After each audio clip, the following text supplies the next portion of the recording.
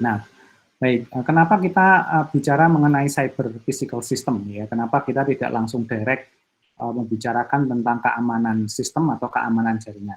Nah, sebenarnya yang kita inginkan adalah kita ingin mencoba membahasnya itu dalam konteks khususnya untuk materi pertama ini memperkuat pemahaman rekan-rekan mahasiswa bahwa sekarang itu terjadi perubahan landscape ya, yang dulu kita sebut sebagai keamanan jaringan atau sistem komputer dan jaringan itu objeknya adalah network management ya, jadi manajemen jaringannya, kemudian ada keamanan jaringannya, kemudian nanti kalau di sistem informasi itu ada keamanan sistem informasi ya, di data dan informasi ada juga data security-nya sendiri. Nah, ternyata sekarang itu tidak bisa dipisahkan satu sama lain. Jadi terjadi konvergensi yang kemudian membuat suatu tanda kutip kayak sistem yang utuh. Ya. Sistem yang utuh ini yang kemudian kita sebut sebagai cyber system. Nah, mari kita bahas apa saja komponennya dan apa saja yang kemudian harus kita perhatikan ketika kita sudah punya pemahaman ini, kita jadi mengerti, oh berarti coverage security-nya harus meliputi hal-hal yang ada dalam lingkup cyber system. Nah, jadi semacam itu. Nah, khusus untuk hari ini kita akan membicarakan tentang cyber physical system. Ini istilah saintifiknya sebenarnya, tetapi istilah kerennya atau istilah commonnya disebut sebagai cyber system. Nah, yang menarik dari cyber system ini, jadi rekan-rekan sekalian itu harus memahami bahwa ada suatu teori ya yang menyatakan bahwa suatu lingkungan teknologi informasi yang terdiri dari fasilitas ya, peralatan, fasilitas itu ya misalnya computing facility begitu ya. Kalau dalam internet ya ada storage untuk menyimpan dataset, kemudian equipment yang menjalankan semua fungsi tadi, fungsi fasilitas ya, misalnya server, web server, kemudian database server, network itu sendiri, kemudian ada data center di belakang, kemudian ada network operating room misalnya, kemudian orang yang bekerja di belakang layar tersebut, dan kemudian mungkin ada SOP atau prosedur-prosedur yang dijalankan, gitu ya, misalnya untuk masuk ke data center orang nggak bisa sembarangan, itu harus mematikan handphonenya misalnya dan seterusnya, dan juga nanti ada cara berkomunikasi.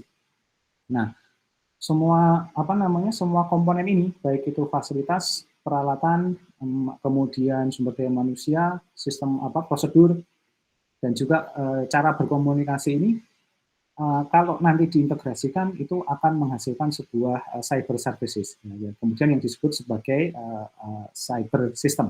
Jadi kalau di sini kita bisa lihat bahwa terminologi pertama ketika kita memahami cyber system itu adalah semua kombinasi dari fasilitas yang tersedia dalam fasilitas teknologi informasi, kemudian yang didukung dengan peralatan-peralatan pendukung yang memungkinkan fasilitas itu bekerja, kemudian sumber daya manusia atau personel yang mengoperasionalkan, dilengkapi dengan prosedur yang kuat, begitu ya. Karena nanti kalau kita bicara keamanan itu prosedur tertulis maupun tidak tertulis itu menjadi sangat penting, dan cara berkomunikasi itu bisa dimaksimalkan untuk menghasilkan layanan cyber. Jadi ujungnya adalah layanan cyber. Jadi kita bisa lihat bahwa di sini yang pertama kita bisa mengidentifikasi komponen pembentuk dari cyber system, dan juga tujuannya adalah menyelenggarakan layanan berbasis cyber. Jadi di sini saja sudah bisa kita lihat bahwa terjadi perubahan landscape ya cukup besar.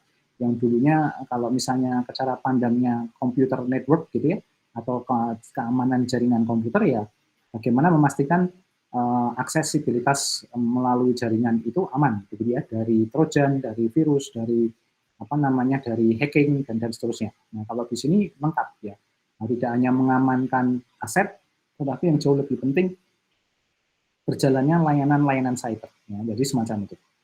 Nah, hal ini bisa kita temui itu dalam banyak hal, ya, dalam bisnis sistem, kontrol sistem, maupun akses kontrol sistem. Nah, sehingga dalam kacamata kita berarti komponen pembentuk cyber system ini secara tidak langsung membutuhkan komponen atau fitur security untuk memastikan bahwa misalnya fasilitas yang tersedia itu diakses oleh yang berhak, misalnya gitu. Equipment bekerja normal, tidak melakukan servis-servis yang tidak perlu, misalnya personel menjalankan tugasnya sesuai dengan petunjuk teknisnya, ya, tidak digunakan untuk hal yang lain, prosedur tidak menimbulkan resiko, misalnya, dan komunikasinya misalnya tidak bocor. Nah, jadi itu akan menyebabkan layanan cyber kita menjadi sangat sangat bagus, gitu ya.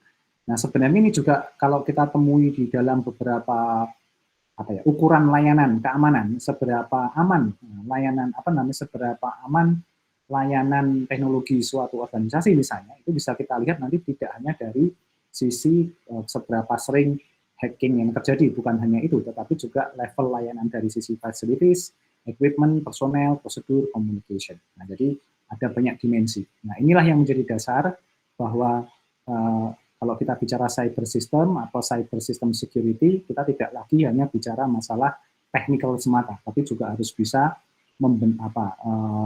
membicarakan tentang atau mendiskusikan tentang personel yang qualified, bagaimana membangun prosedur yang jelas, SOP yang bagus, ya. Makanya kalau di keamanan sistem itu seringkali yang namanya prosedur itu harus berbasis standar internasional yang cukup tinggi, ya, atau ISO misalnya kayak gitu. Nah, ini salah satu yang penting yang harus kita ketahui. Nanti di beberapa pertemuan akan kita bahas itu standarnya seperti apa, gitu ya.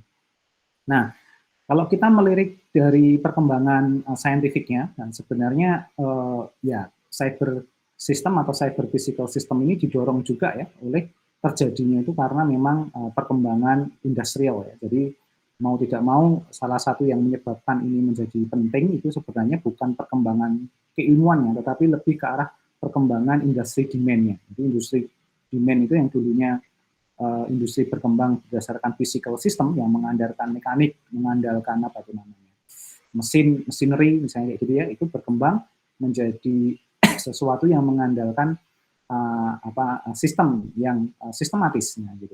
Nah, akhirnya kemudian muncul internet misalnya, itu menyebabkan connected ya satu sama lain, dan ketika terjadi connecting ini menyebabkan kita punya kemampuan untuk mengintegrasikan sumber daya tadi, gitu ya. Jadi itu salah satu yang luar biasa, dan kemudian apalagi sekarang internet itu sudah pada level menjadi industri, jadi industrial.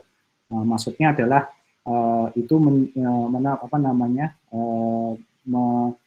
menyebabkan kita memiliki kemampuan untuk memanage sumber daya yang sangat banyak sekali ya, over the top di internet, gitu ya, jadi semacam itu.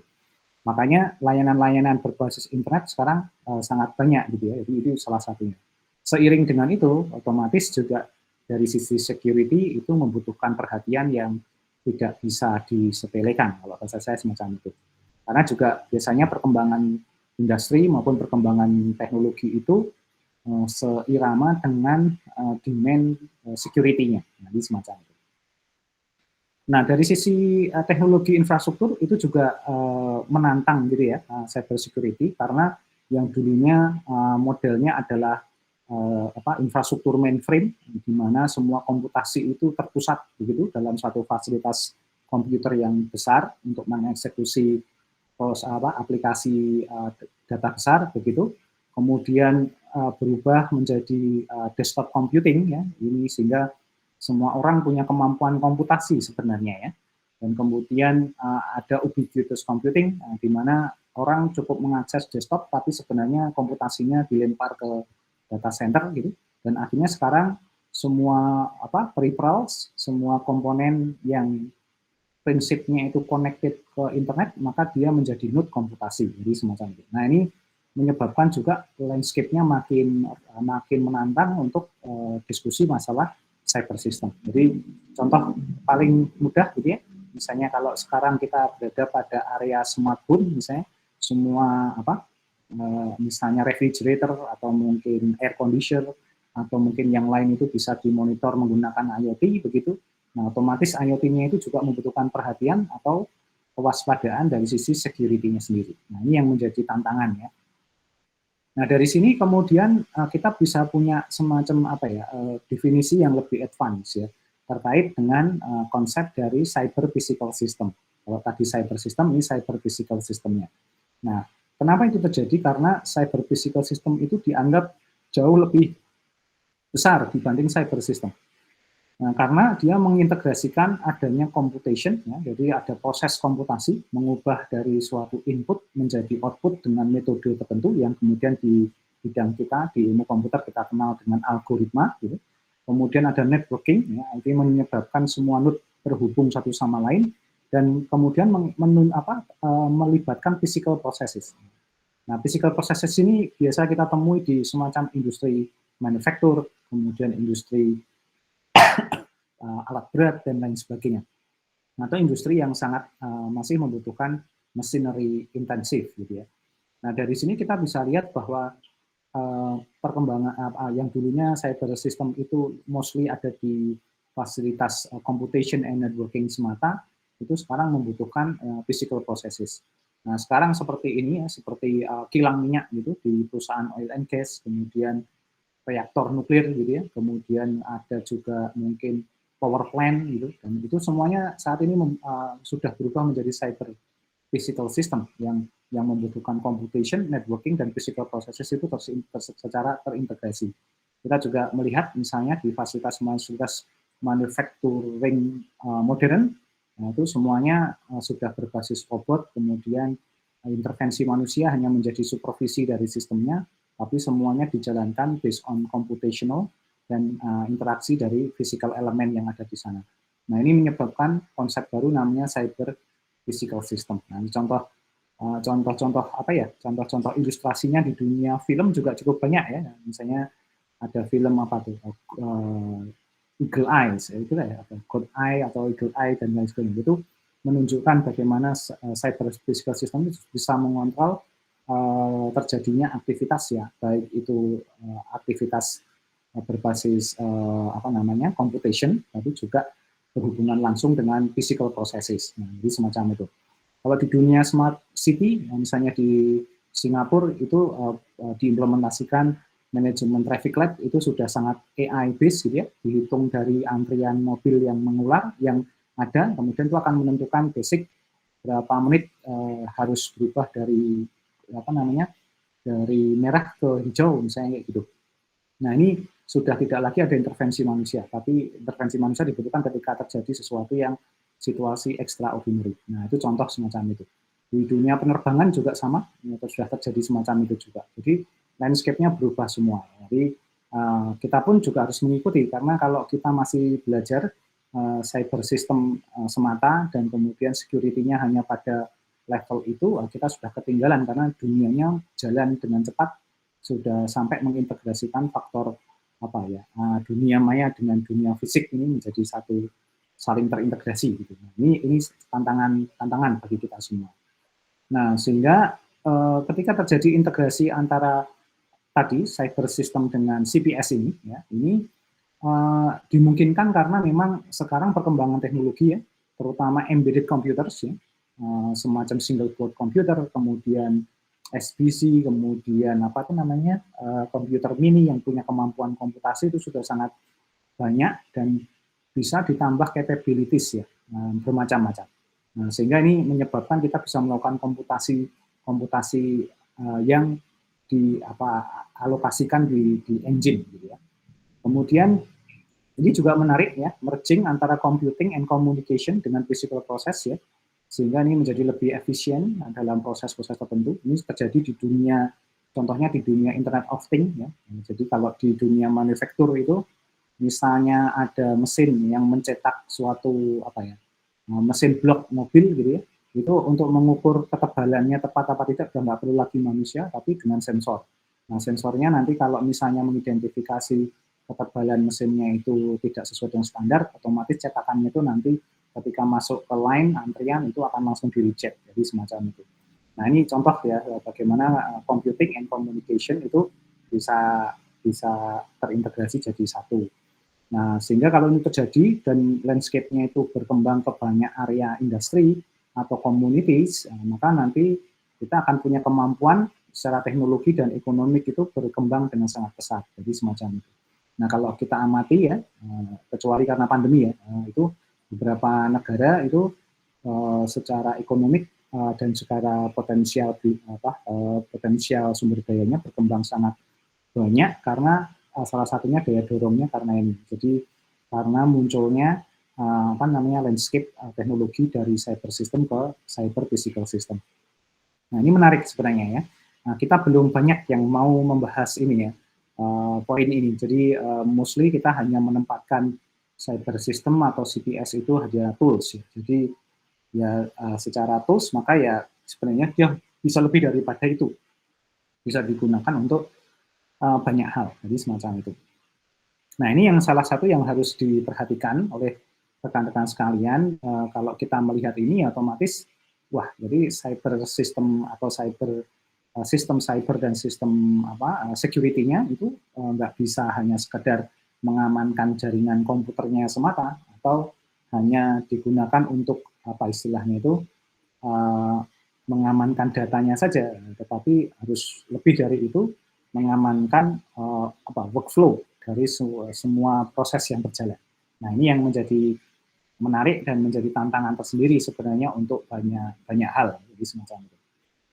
Nah, kalau dari sisi kalau kita lihat dari Industrial Revolution atau Industri 4.0, maka cyber physical system itu sangat luas sekali atau sangat besar sekali, karena ini sangat dia menjadi interface bagi area-area yang lain. Jadi cyber system tetap menjadi menjadi senternya, jantungnya, karena dia itu letak fasilitas komputasinya, fasilitas storage, kemudian algoritma yang kita susun, kemudian logic and flow prosesnya, kemudian communication systemnya, kemudian juga ada collaboration system, termasuk bagaimana information processing. Nah, semua fasilitas ini akan menjadi ciri khas dari cyber system yang harus kita securekan. Jadi kalau ditanya di cyber system, apa yang harus kita securekan? Agar untuk memastikan tadi cyber system tetap bisa menjalankan layanan servisnya, layanan cybernya. Maka ya computingnya harus jalan terus. Nah, kemudian storage-nya harus accessible terus, algoritmanya jalan dengan baik, gitu ya, valid terus, akurasinya konsisten, logic flow-nya tidak terganggu, kemudian communication system-nya itu bisa saling berinteraksi, kemudian collaboration system itu data satu di storage dengan storage yang lain bisa shareable, dan information processing-nya itu dilakukan dengan baik, gitu ya. Nah, ini saja sudah ini dulu ini area yang kita kerjakan di misalnya sistem di sistem computer security, gitu ya, arahnya ke sini, atau mungkin di data center security, itu biasanya ada di sini.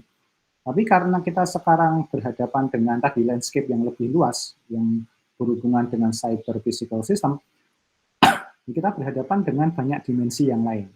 Nah, dimensi pertama adalah social system.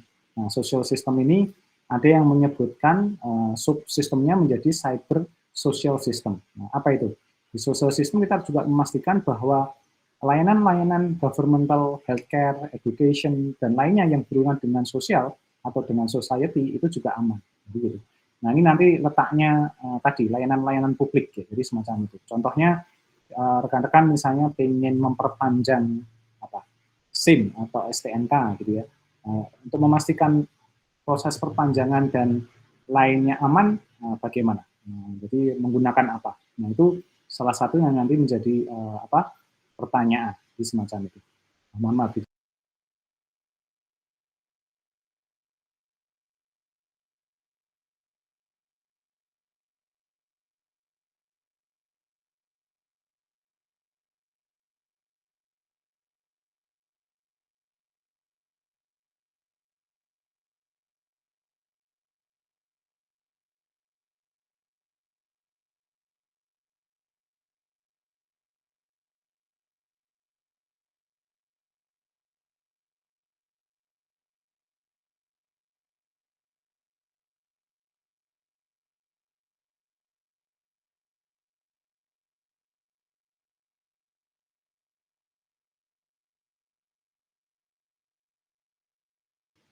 Oke, mohon maaf tadi ada interupsi sedikit. Nah, kemudian saya lanjutkan, itu tadi di social system ya. Jadi kita juga itu ada misalnya di transaksi-transaksi finansial segala macam ini akan menentukan ini social system ini. Jadi termasuk nanti ada fraud dan lain sebagainya, itu nanti kita perlu lihat ya. Jadi salah satu tugas kita atau nanti salah satu aktivitas di mata kuliah kita ini adalah melihat ini kira-kira apa yang menjadi tantangan atau potensi gangguan yang mungkin terjadi di social system ini. Nah, pencurian data dan lain sebagainya, nah, itu sangat memungkinkan di sini. Nah, kemudian kita juga berhubungan dengan dimensi enterprise system ya, atau enterprise. Biasanya ini relasinya dengan dunia bisnis.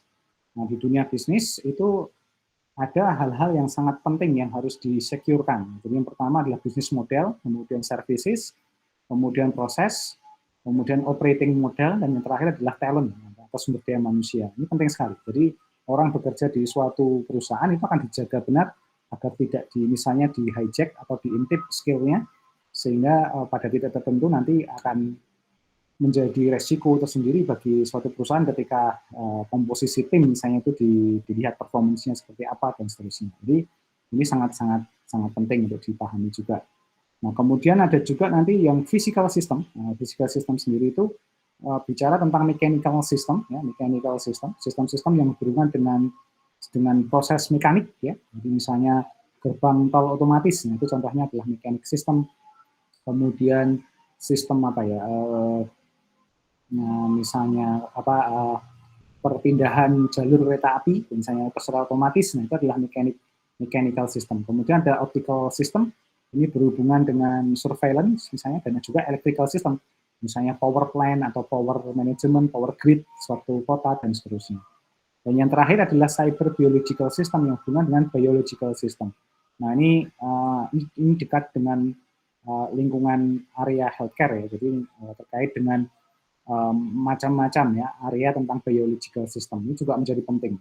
Sekarang misalnya di NA Bank atau mungkin blood type bank itu menjadi sangat penting untuk di-keep ya, karena itu akan menjadi suatu keunggulan tertentu di masa depan, apalagi evolusi virus, evolusi vaksin, kemudian evolusi obat itu sekarang menjadi salah satu komoditas penting begitu ya, jadi semacam itu. Nah ini salah satu cara pandang ya, dan ini sebenarnya nanti masih bisa memungkinkan atau potensial menampilkan domain-domain lain dari sub-subsistem yang kemungkinan bisa bertambah dan berkurang, gitu ya. Makin banyak yang diintegrasikan nanti makin kompleks. Nah, tetapi dari sini kita bisa belajar bahwa cara pandang kita nggak bisa cuma hanya di tengah ya, tidak hanya bisa di tengah, tapi juga kita harus memikirkan bagaimana sub-subsistem yang lain juga secure, gitu. Itu landscape yang membedakan dengan sistem komputer dan jaringan pada umumnya. Jadi ini yang menjadi poin penting dari rekan-rekan sekalian untuk bisa memahami ya dari poin-poin ini. Nah, kemudian berikutnya adalah tentu saja kalau secara saintifik ya atau secara keilmuan, cyber system itu punya kekhasan atau secara umum dia punya semacam karakteristik lah, karakteristik ya, dan bisa dipelajari lah gitu. Nah di sini kita bisa lihat bahwa cyber system ini bisa diaplikasikan di hampir di semua domain industri ya, dari communication, consumer, energi, infrastruktur, healthcare, sampai transportasi, itu semua bisa dilakukan. Nah, karena pada titik tertentu, kalau kita mengenal Internet of Things, ya, things-nya itu sebenarnya merepresentasikan everything, gitu. Jadi sehingga semua industri sebenarnya asal dia bisa di embed dengan teknologi, kemudian connected, itu bisa menjadi komponen dari cyber physical system. Nah, yang menjadi menarik adalah saya ingin fokus di cyber system ini membutuhkan cyber security. Nah, ini yang nanti menjadi sangat penting untuk kita pahami. Nah, cyber security ini nanti dalam kacamatanya cyber physical system itu adalah konsepnya nanti kita membahas resilience. Resilience itu kemampuan bertahan ya. Kemampuan bertahan terhadap serangan misalnya gitu. Apakah nanti kemudian terjadi perubahan di masa depan, itu terjadi perubahan yang sangat drastis apa tidak dari sistem kita. Gitu. Kemudian nanti privacy, ya, privacy ini kebutuhan untuk mendapatkan ruang terhadap pengamanan data-data khusus, begitu ya, yang tidak bisa disentuh oleh pihak yang tidak dikehendaki. Kemudian nanti ada malicious attacks, ya, jadi ketika terjadi kita juga harus bisa mengidentifikasi dan bertahan dari serangan yang mungkin terjadi. Dan saya pikir ketika kita masuk dalam dunia cyber physical system itu terjadinya serangan itu pasti ya. Jadi pasti akan terjadi. Bukan tidak bisa dihindari, tapi pasti akan terjadi. Karena begitu kita mendeklar bahwa kita punya cyber physical system yang live gitu, maka pada titik itu juga itu akan menarik perhatian bagi attacker untuk kemudian mendekat, minimal mencoba ketahanan dari sistem atau melakukan ini intrusion. Nah, intrusion ini sudah ada aktivitas untuk melakukan atau punya motif tertentu, jadi semacam itu. Misalnya intrusion untuk mencuri data, kemudian mengambil kredensial, mengambil password dan lain sebagainya. Itu intrusion. Nah, sehingga nanti dia harus punya kemampuan deteksi yang sangat luar biasa. Nah, tentu saja nanti dalam konteks ini untuk bisa mendapatkan cyber security kita nanti juga membahas ini. Jadi kemampuan kemampuan cyber system secara secara computational atau secara computer science ya. Jadi kita nanti di cyber physical atau cyber system security itu kita perlu melakukan spesifikasi dan modeling ya, terkait dengan potensi serangan. Jadi kayak gitu.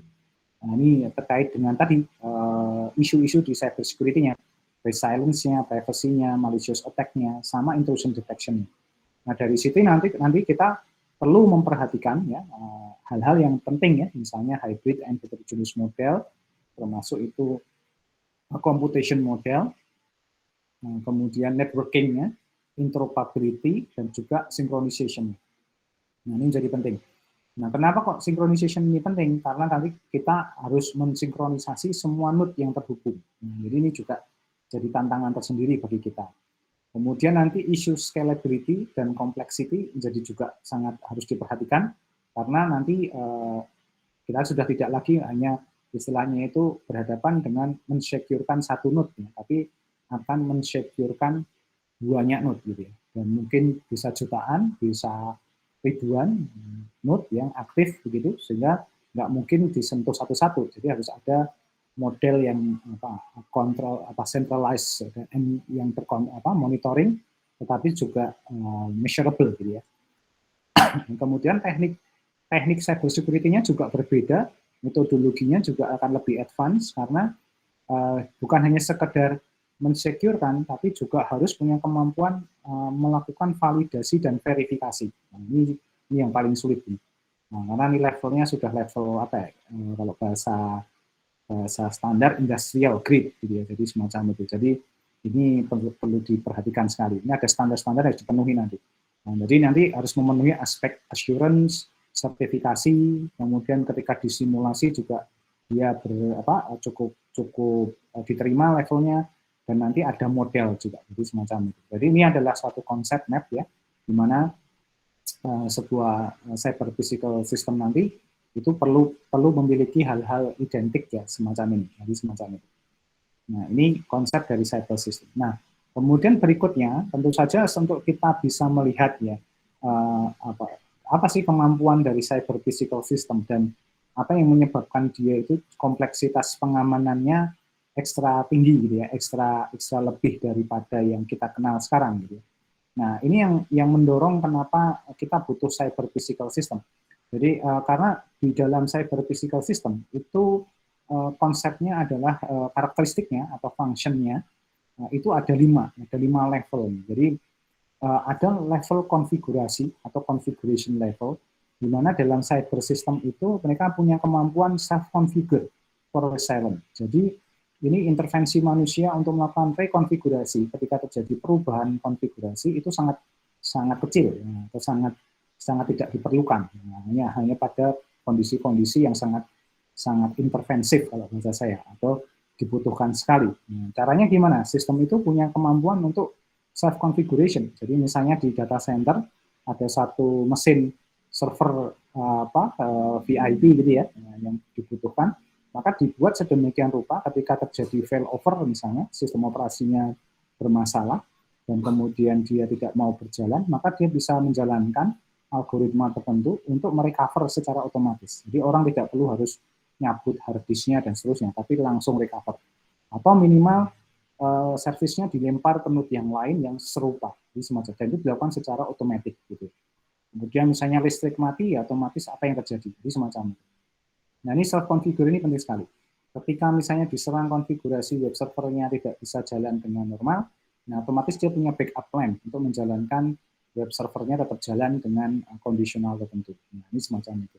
Kemudian ada self adjust ya, for variation. Jadi ketika misalnya terjadi serangan besar-besaran, kayak serangan load flooding misalnya kayak gitu, nah dia bisa self adjust. Apa yang dilakukan? Mungkin dia akan ketika diidentifikasi serangan itu berasal dari satu node dengan IP tertentu, maka otomatis dia punya semacam kayak sistem machine learning mempelajari, dan kemudian ketika itu terverifikasi dan polanya terdeteksi, otomatis dia akan memblok akses tersebut, misalnya kayak gitu. Itu namanya self adjust.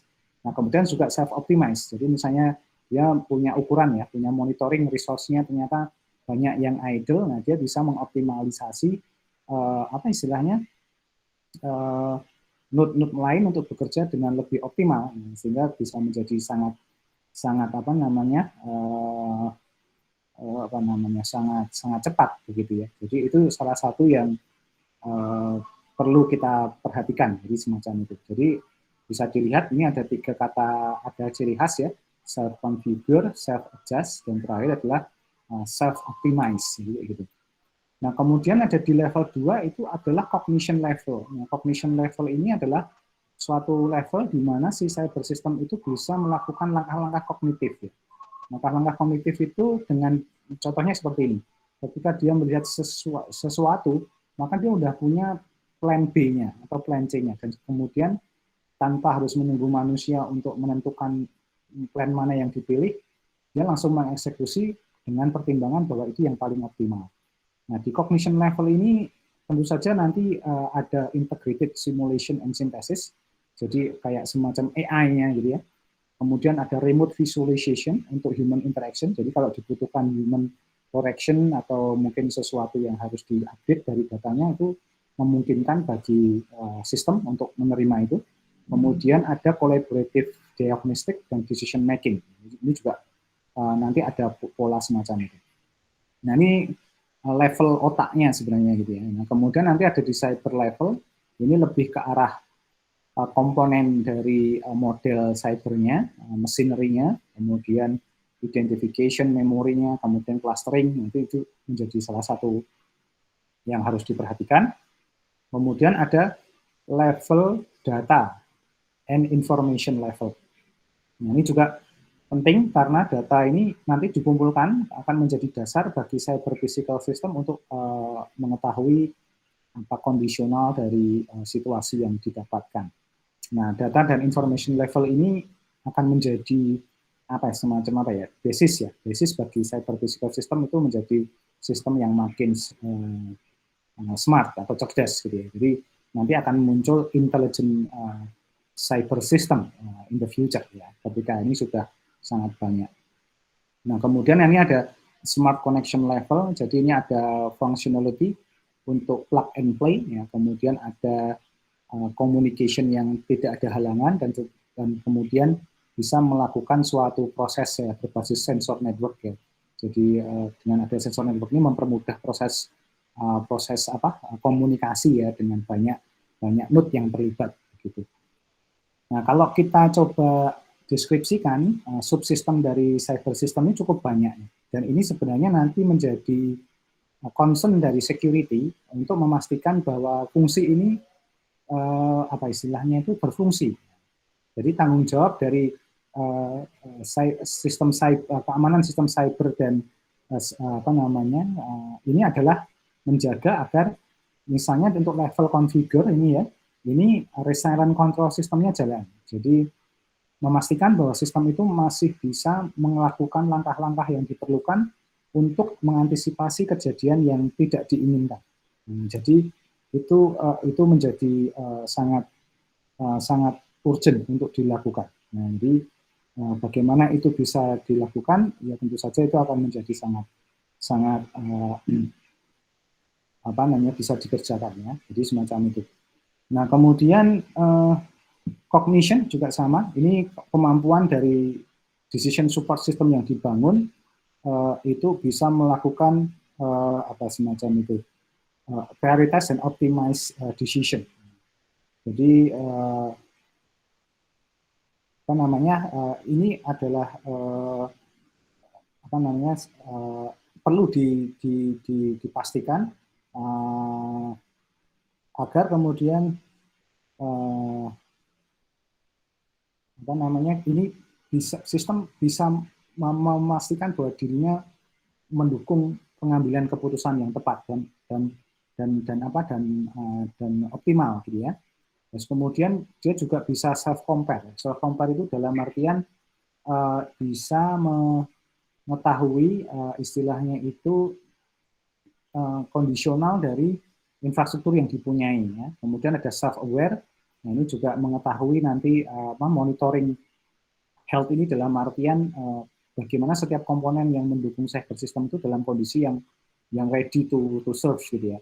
Jangan sampai misalnya dia statusnya sedang maintenance itu ya itu pasti tidak akan optimal. Nah, kemudian di level conviction ini memang levelnya mesin-mesin gitu ya, sensor, kemudian network itu sendiri. Nah, ini kita tahu condition monitoring dari setiap alat yang dipakai. Jadi cukup kompleks ya. Ini kalau manusia berarti semua anggota badannya harus dimonitor, suhunya dimonitor, kemudian apakah masih bisa fungsinya itu masih punya kemampuan untuk melakukan aktivitas-aktivitas tertentu, sampai dia bisa melakukan cara berpikir, sampai dia di-assess tindakannya, jadi semacam itu. Nah, cukup kompleks ya. Nah, tentu saja ini tidak mudah bagi cyber system nanti untuk melakukan itu. Jadi kita bisa mulai kebayang ini security macam apa yang harus didesain dan diimplementasikan kalau kompleksitas sistemnya harus seluas ini gitu ya. Nah, nanti ada beberapa pendekatan. Ada security in general, jadi security in general itu mencoba untuk cover up ya semua isu itu dalam satu sistem security yang tunggal gitu, atau nanti modelnya adalah memang berbasis apa istilahnya berbasis subsystem gitu ya, jadi security untuk condition monitoring, untuk self aware, self compare dan lainnya, jadi kayak gitu. Nah, ini sebagai contoh kecil saja. Jadi kita misalnya mendapati kayak di pesawat gitu ya, di pesawat ini saya yakin rekan-rekan mahasiswa juga udah paham, ini banyak sekali subsistem yang ada. Jadi di depan ada head up teknologinya, kemudian ada electronic flight bag gitu ya, kemudian data transponder, attitude reporting, ada flight management system dan passenger dan lain sebagainya. Jadi ini banyak sekali, dan ini sistem-sistem yang independen, tetapi ketika bekerja sama dalam satu produk pesawat ini, dia menjadi cyber physical system. Satu sama lain itu saling bisa mendiagnosis, saling memberikan informasi kondisinya, dan kemudian itu nanti menjadi pola bagaimana dia harus bekerja. Apakah tetap jalan flight-nya atau memang terpaksa harus misalnya tidak bisa dilakukan sesuatu. Maka jika terjadi musibah misalnya, ada pesawat yang terjatuh atau mungkin kecelakaan, biasanya tim KNKT itu akan melihat semua sistem yang ada ini kondisinya seperti apa. Nah, jadi bahkan sampai melacak track record ya, monitoring dari spare part-nya, kondisinya bagus atau tidak, dan itu yang menentukan nanti apakah sistemnya itu memang layak terbang atau tidak. Jadi semacam itu. Jadi ini salah satu contoh ya, cyber physical system yang sangat penting dan harus secure gitu ya, untuk bisa menjamin keselamatan dari penerbangan misalnya semacam itu. Kita bisa menemui juga misalnya di autonomous car ya, atau self driving car ya, mungkin yang mengandalkan GPS ya, subsistem GPS, mungkin dia pakai lidar juga yang bisa mendeteksi objek di depan dan samping belakangnya. Kemudian mungkin ada verification dari video kamera di dashboard-nya, kemudian ada radar sensor di depan atau mungkin di samping, kemudian ada central computer yang mengkomput semua data itu sehingga bisa menentukan dan melakukan decision harus belok kanan, belok kiri, dan seterusnya. Ada ultrasonic sensor misalnya yang mungkin bisa mendeteksi gangguan lain begitu. Dan ketika ini digabungkan jadi satu, dan misalnya salah satu tidak bekerja, bisa berakibat self-driving car ini tidak bisa juga bekerja gitu ya, tidak bisa berjalan dengan optimal. Tapi Tapi kalau ini dijalankan secara keseluruhan, itu jadi satu integrated system. Nah, bayangkan jika GPS-nya ini dihack gitu ya, yang terjadi mungkin sistemnya akan menjadi masalah gitu ya. Kalau ada semacam guyonan gitu, Tesla self-driving car-nya bingung di Indonesia karena mengandalkan beberapa parameter yang harus ada gitu misalnya. Nah, ini juga itu salah satu teknik ya, secara gangguan security harus dipastikan ini jangan sampai terjadi. Nah, ini sebagai contoh juga bagaimana satu cyber physical system dalam satu bentuk self-driving car ini juga punya kerentanan terhadap security. Gitu ya. Nah, kemudian ada berikutnya misalnya ini, nah nanti yang akan kita bahas lebih banyak, ya, use case-nya adalah di smart city. Nah, di smart city itu kan bagaimana sebuah kota bisa mengontrol ya, dan bisa memonitor penggunaan dari energi, water management-nya, apa efek dari climate change, ya, kemudian mungkin dari elderly, people-nya seperti apa, kemudian dan lain sebagainya. Nah, sehingga harapannya nanti tercipta ada smart manufacturing, smart government, smart health, dan lain sebagainya. Nah, ini semuanya bisa terjadi kalau semua komponen penyusunnya ya secure. Gitu ya. Padahal kita tahu sendiri kadang di sisi government itu security itu masih number sekian gitu ya. Jadi ini juga jadi tantangan tersendiri bagaimana kemudian bisa menghasilkan platform security, cyber security untuk smart city yang bagus gitu ya. Dan ini sebenarnya kalau kita cari di internet cukup banyak contoh-contoh bagus ya atau best practice dari penerapan sistem keamanan cyber gitu yang diperuntukkan untuk smart city, jadi semacam itu. Jadi kita tidak hanya sekedar karena begini, ada kadang ada teori kontradiktif gitu ya. Jadi di smart city itu kan didorong semua instansi membangun aplikasi dan kemudian masyarakat bisa mengakses layanan itu berbasis aplikasi. Tapi di sisi yang lain, dengan dibuat aplikasi itu jadinya titik keamanan itu terbuka. Jadi mungkin pencurian data, kemudian akses data itu menjadi sangat potensial terjadi. Jadi dan bagaimana kemudian mengamankannya. Jadi, nah itu akan menjadi tantangan tersendiri juga, begitu ya. Jadi ini contoh yang sangat besar, gitu ya. Nah kemudian di smart farm juga sama. Jadi di pertanian itu dari kita mendeploy Internet of Things untuk mengukur suhu, memonitor hama, memonitor perkembangan dari tanaman dan seterusnya. Kemudian di data dikoleksi tiap hari, kemudian dibuat prediksinya, kemudian ditentukan decision support systemnya kapan harus menyirami tanaman, memberikan nutrisi dan seterusnya. Nah ini juga menjadi penting gitu ya, karena kalau ini bicaranya large scale, smart farm-nya itu dalam kapasitas yang besar untuk pertanian modern yang besar, tentu saja akan sangat penting dipastikan bahwa produksi tanamannya on schedule gitu ya.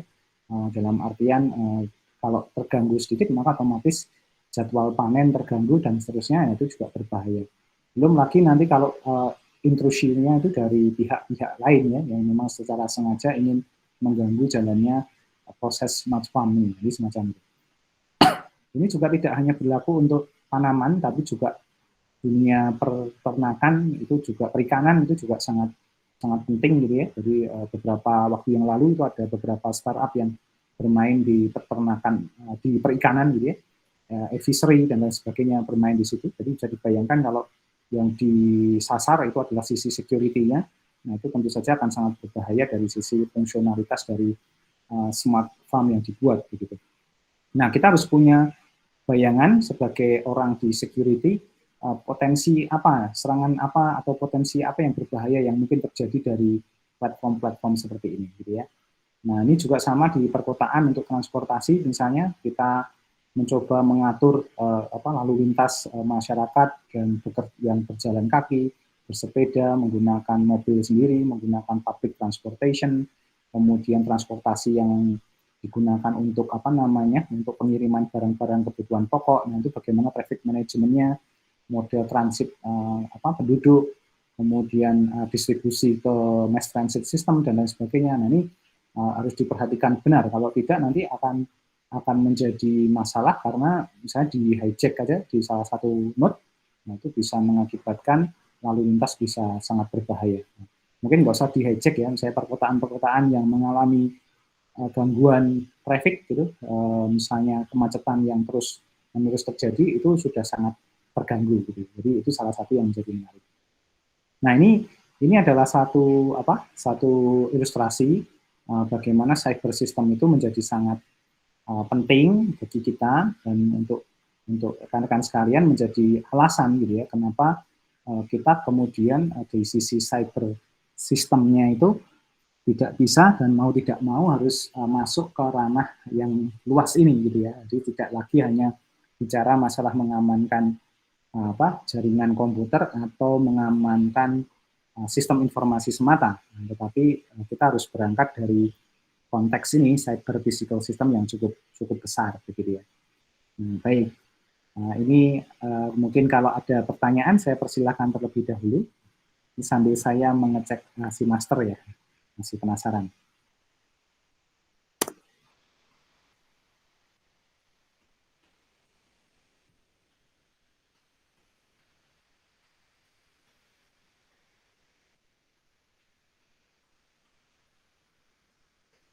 Silahkan kalau ada pertanyaan bisa ditulis di chat boleh atau mau speak up langsung boleh ya.